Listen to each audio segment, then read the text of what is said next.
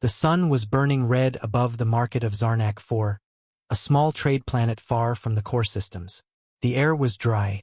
Dust floated through the sky. The people were loud. Traders shouted, slaves cried, and buyers argued over prices. In the center of it all, a young alien girl named Rella stood silently. Her hands were tied. Her eyes were wide with fear. She was just 17. Her skin was a soft shade of silver blue, and her dark hair was braided tightly by her mother that morning. Her mother stood beside her, but she did not look at her. Instead, she spoke to a tall alien man with golden eyes and a long black robe. "She is strong," her mother said. "She can work.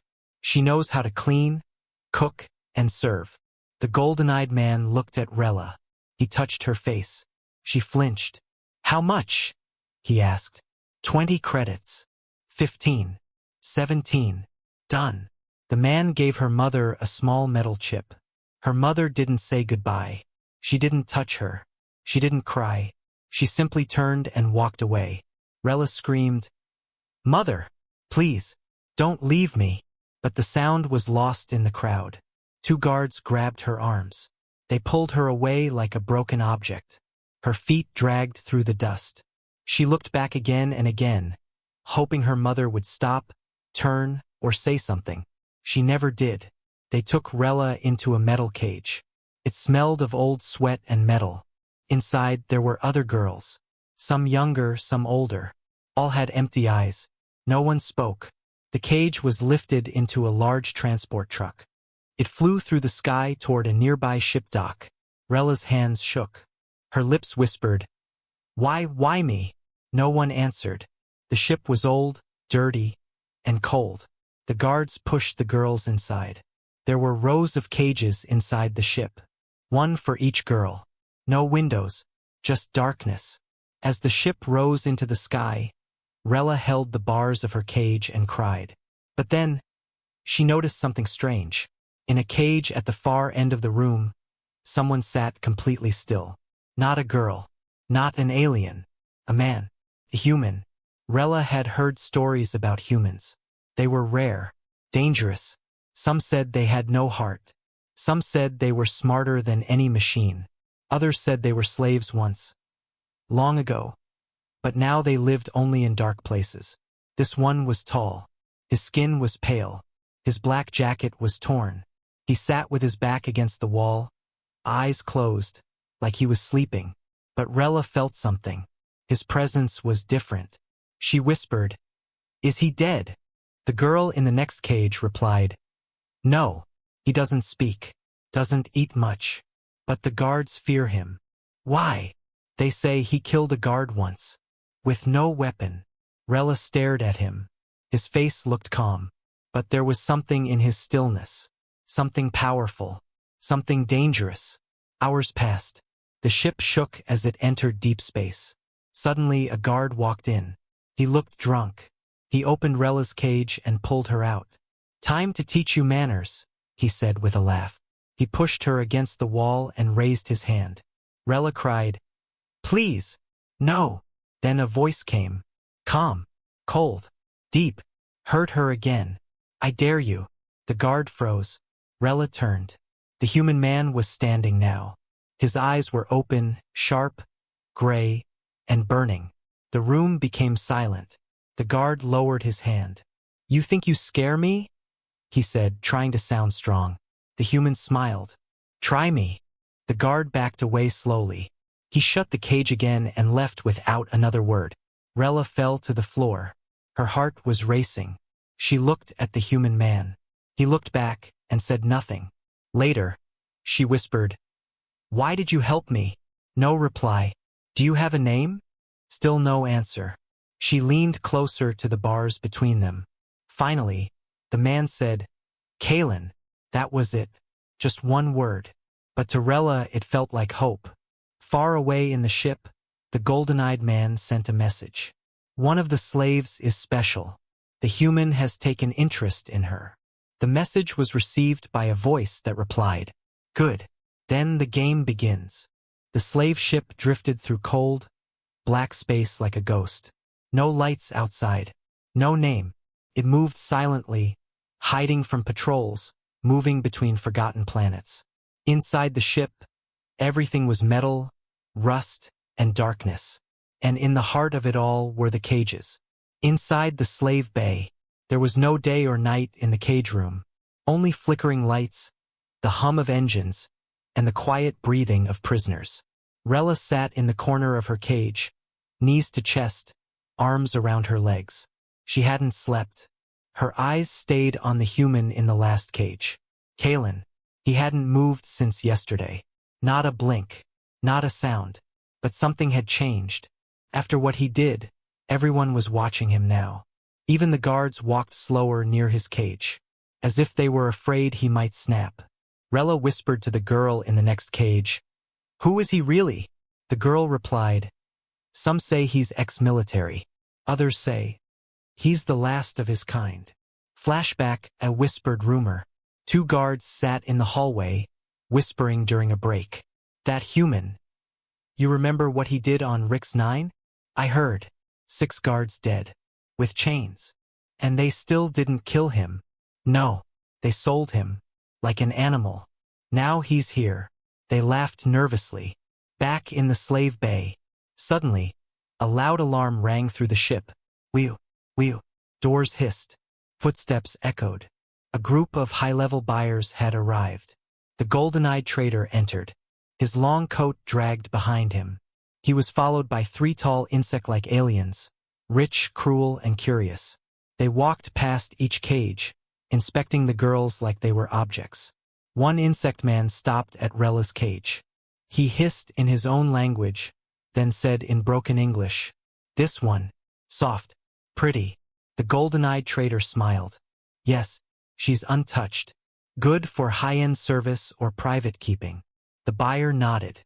He pressed a finger to the cage lock. Rella backed away, eyes wide. "No, no, please." Suddenly, crash. A metal bar slammed against the cage bars. Kalen was standing now. One of his hands held a broken pipe. His eyes burned. "Step away from her," he said. The insect buyer laughed. "A human? Still trying to be a hero?" Kalen didn't speak. He just kept staring. The golden-eyed trader stepped forward. "Lock him down. Now." Guards rushed in. They shocked Kalen with electric rods. He fell to the floor hard. But not a single sound escaped his mouth. Rella screamed, "Stop! Leave him alone!" But it was no use. They chained him tighter, tied his arms behind his back, and dragged him back into his cage. Still, his eyes stayed on Rella the entire time. Later, quiet time. Rella sat near the bars again. She watched Kalen's chest rise and fall. He was hurt, but alive. She whispered, "Why did you do that?" "They'll kill you." His eyes opened slightly. "Not yet." "Why not?" Kalen looked at her. Really looked. "Because I've seen what they do. And I won't let it happen to you." Rella didn't know what to say. Finally, she asked, "You don't even know me." He closed his eyes again. "I know enough." Meanwhile, in the control room, the golden-eyed trader stood with a data tablet in hand. "Change of plans," he said into his comm device. "Send the girl and the human both to the deep pit colony on Arkan 3. A voice replied, "That's a death camp." He smiled. "Exactly. Let's see if the human survives that." Back in the cage, Rella felt the engines shift. The ship was changing course. She looked at Kalen. His face was calm again. But in his hand, hidden beneath his torn sleeve, was something small. A metal key. He had stolen it during the guard fight. He opened one eye, just for a second, and whispered, "Get ready." The ship floated silently near the orbit of Arkan 3, a prison colony planet. Below, the surface burned red with lava rivers and smoke. It was called the Pit, a place where hope came to die. Inside the slave ship, the cages rattled. The engines were preparing for descent. But inside one cage, something was happening. Kalen was no longer sleeping. He sat against the wall, arms crossed, eyes sharp, and hidden in his hand was a key. Inside the cage row, a quiet conversation. Rella pressed her face to the metal bars. "You really have a key?" she whispered. Kalen nodded once. Where did you get it? He didn't answer. Instead, he looked her straight in the eyes and said, If I break us out, will you run with me? Rella froze. No one escapes the pit, she said. They'll hunt us. They'll kill us. Kalen leaned forward, his voice low and steady. Then we don't get caught. Flashback, Kalen's past. A memory, quick flashes, a young Kalen in chains, a military camp, humans in uniforms, explosions, betrayal, blood, escape. Kalen's voice narrates softly. I've been owned before. I swore it would never happen again. Back in the present, a plan begins. The guards were distracted. The ship's power flickered, normal before a planet drop. Rella whispered, But what about the others? Should we help them too? Kalen looked around. No time. Just you and me. Rella hesitated. She thought of the girl in the next cage. The others crying in the dark. But then she remembered her mother's face, the moment she sold her. Her hands tightened into fists. Okay, she said. Let's go. Escape attempt, tension builds. Kalen moved fast. He unlocked his cage quietly. Then Rella's. No alarms yet. They slipped through shadows like ghosts, moving past guards distracted by landing preparations. They reached the lower engine bay, hot, loud, and full of smoke. Suddenly, footsteps. A guard. Rella gasped. But before the guard could speak, Kalen stepped behind him and strangled him silently. Quick, cold, precise. Rella stared, shocked. Kalen said nothing, just wiped the blood from his hands. Moment of doubt. Rella breaks down. In a quiet hallway, Rella stopped. Her hands shook. Her legs were weak. I can't do this, she whispered. Kalen turned to her. You don't have to be brave, he said. Just keep walking.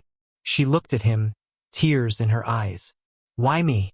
Why are you helping me? He paused, then said softly, Because when I look at you, I see someone who still believes they're worth saving. A twist, betrayal in the dark. They reached an escape pod bay. One pod. Enough for 2 people. But the control panel was locked. Kalen handed Rella a small device. Stay here. I'll get the access code. She waited, heart pounding. But just as Kalen turned the corner, a voice echoed from the shadows. Going somewhere, human? It was the golden-eyed traitor. 5 guards stood behind him, guns raised. Rella screamed, Kalen! He came running too late. A shock dart hit him in the side. He dropped to the floor. The traitor walked over, smiling. Did you really think you could steal from me? You're brave, but not smart. Rella lunged at him, but a guard grabbed her. The traitor looked into her eyes. You're more trouble than you're worth. They dragged Kalen away. He was barely conscious. Rella fought, kicked, screamed, but it didn't matter. The traitor leaned down and whispered in her ear. Your human friend dies tomorrow. They locked her back in a cage. This time, no light, no sound.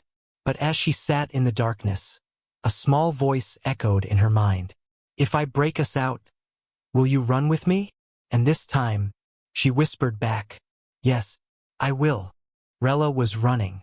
Not on a ship. Not in space. She was running through a forest, barefoot, scared, younger. Her mother's voice called from behind. Come back. You're not ready to live free. She turned, but there was no one. Only the wind. Then suddenly flames. Chains wrapped around her arms. And a voice whispered from the dark. Run. Hide. Fight. Rella gasped and woke up. Back in the cage, present time. Her body was sore. Her face had bruises. The golden-eyed traitor had beaten her. Not to kill, but to remind her, no one escapes me. But he had made a mistake. He hadn't killed Kalen. He was still alive somewhere on the ship. Somewhere in chains. And he had given her a reason to believe. Quiet moment, building tension. The ship descended into orbit above Archon 3. The engines roared. Guards shouted orders. Cages were unlocked one by one. Prisoners were forced into tight lines, ready to be moved into the surface camps. Rella's hands were shaking, but not from fear. From focus. Key moment, small act of rebellion. A guard moved too close. Rella slipped a thin piece of wire from the ground and hid it under her sleeve. Just one chance, she thought. One move. Then I run. The line of prisoners moved forward. A door opened. Bright red light from the lava planet poured in. Heat burned their skin. The surface was loud. Machines, screams, and sirens. They were almost outside. That's when she heard it. A voice in her ear. Left tunnel. Now. It was Kaylin's voice. Faint. Through a stolen comm device. Her heart jumped. He was alive. Watching. And guiding. The escape begins. Action starts. Rella broke from the line. One clean move stabbed the wire into a control panel. Sparks flew. Lights died. Sirens wailed. Chaos. She ducked, rolled, and ran into the left tunnel just like Kaylin said. Guards shouted behind her. Footsteps thundered.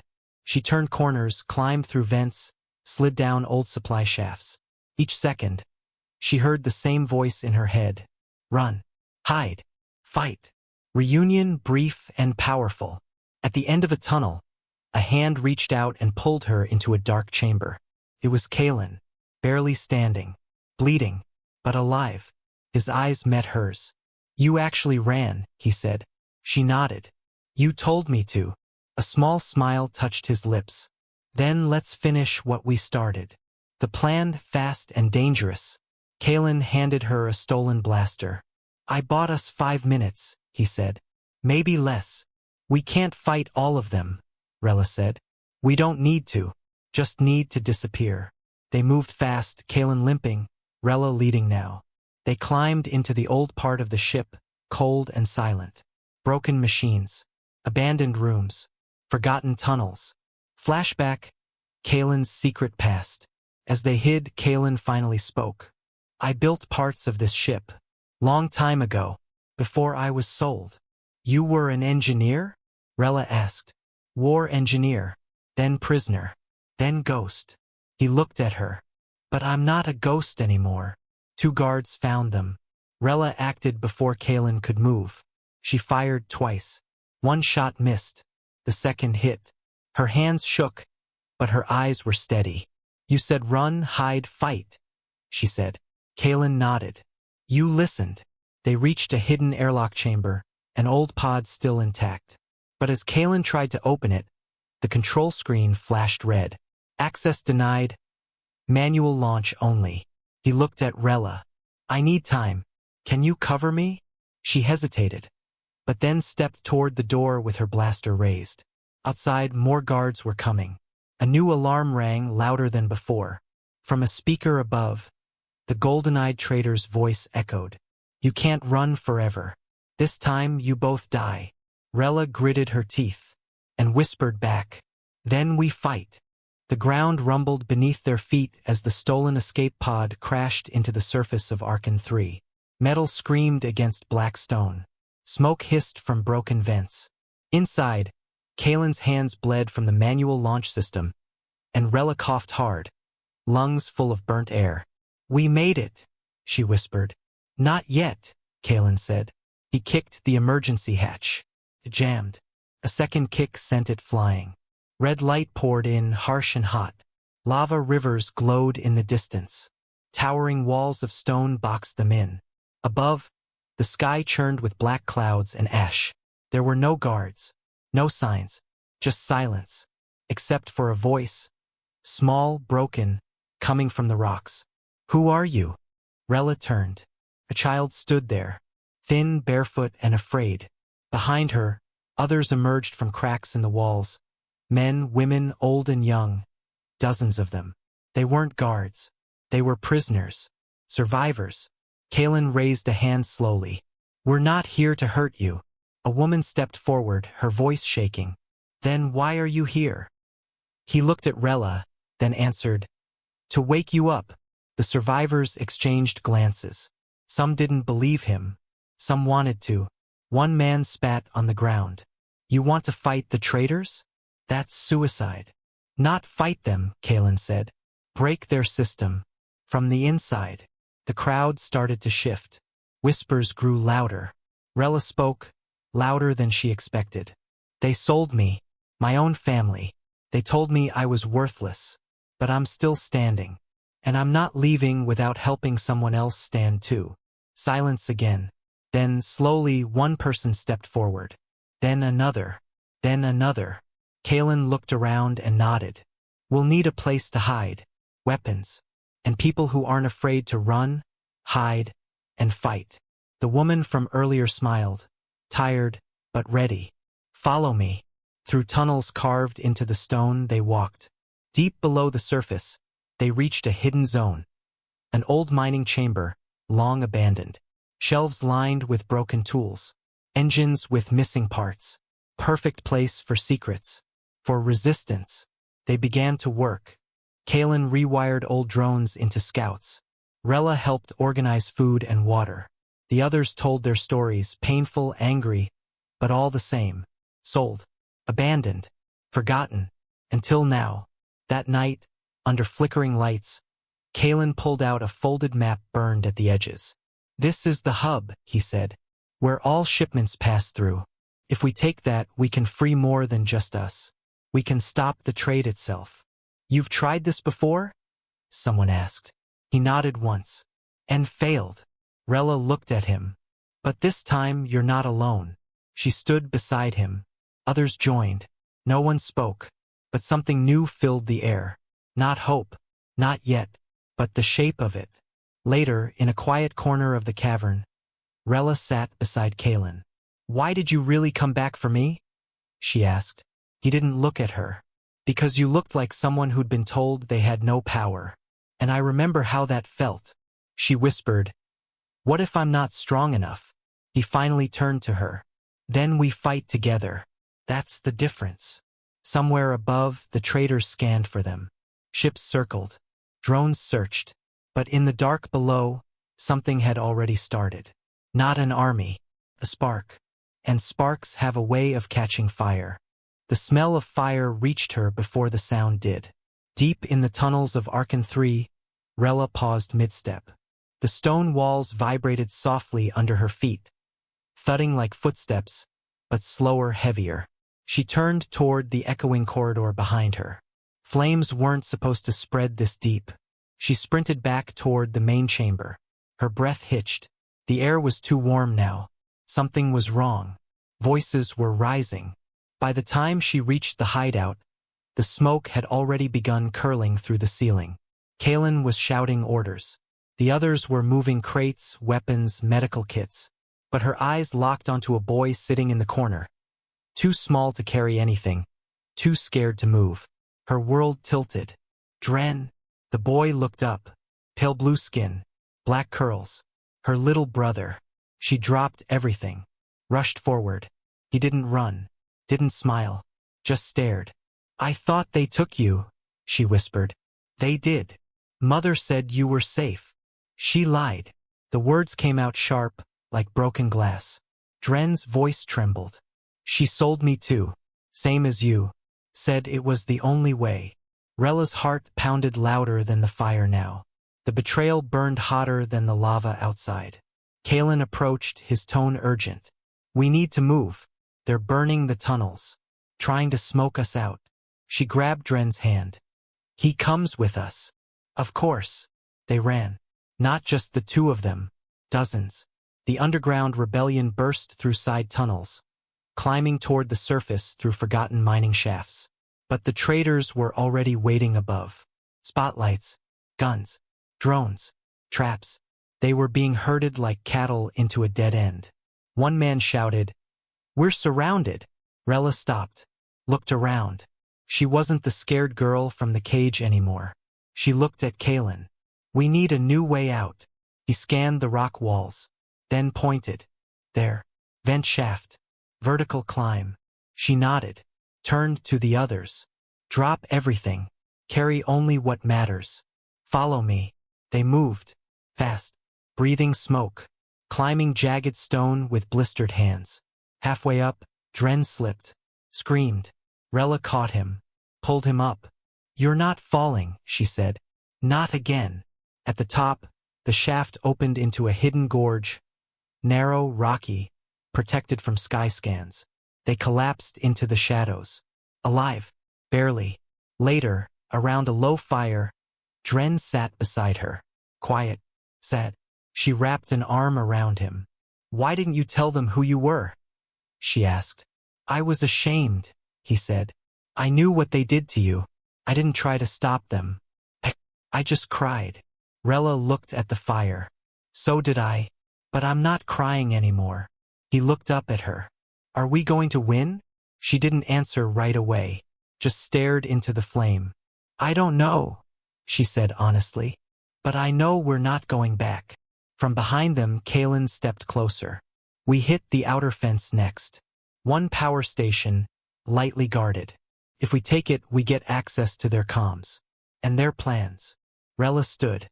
She looked at her brother, her people, and then at the stars above. They had lost everything, but they were still breathing. And breath meant choice. This fight was no longer about escape. It was about truth. About fire that didn't destroy but purified. And Rella was ready to burn. The first thing she saw was the sky. Not through a screen. Not from behind bars. But real, open, endless, and alive. Rella stood at the edge of a cliff on Arkan 3, the wind sharp against her face. The dawn was breaking, faint orange light cutting through black clouds. It was quiet, but not peaceful. Below her, the slave hub burned. The main gate had fallen. The towers were dark. The trade center, once a fortress of control, was nothing but steel bones and ash. Behind her, the survivors gathered. Dirty, wounded, wide-eyed. Some still holding weapons. Others holding each other. All of them staring at her like they didn't know what came next. Neither did she.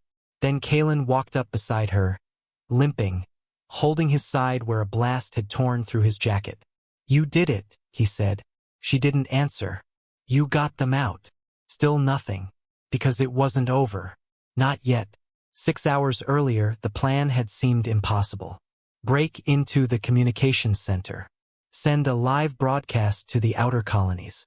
Expose the trade system. Show the truth. They had no army. No ships. Just stolen uniforms, a hacked passcode, and one chance. They moved at night. Silently. Kalen led the first strike team, cutting power, disabling sensors. Rella took the second group through the lower tunnels. She carried no weapon this time. Only a data drive. Inside the main chamber, guards waited. More than expected. Heavily armed. There was no time to run. So they fought. Not like soldiers, but like people who had already lost everything and refused to lose more. Rella reached the broadcast room covered in blood and sweat. She slammed the drive into the terminal. Static. Then signal. A woman's face lit up on screens across 5 systems, her face. Dirty, bruised, breathing heavy. "My name is Rella," she said. "I was sold by my family. Bought, beaten, caged. They told me I was weak. That I was just a number. Product." She looked straight into the camera. "But I'm still here. And I'm not for sale." She uploaded everything, the trade routes, names, contracts, video files. Proof. Then the guards broke in. But they were too late. The message had already gone out. Now, on the cliff, Kalen handed her a cracked comm. "They're listening," he said. "Your message. It's spreading. Other colonies are rising up. Ships are being grounded. Deals are falling apart." Rella looked down at the burning hub. A strange calm settled over her. "What happens now?" she asked. Kalen was quiet for a long time. Then he said, "You're free."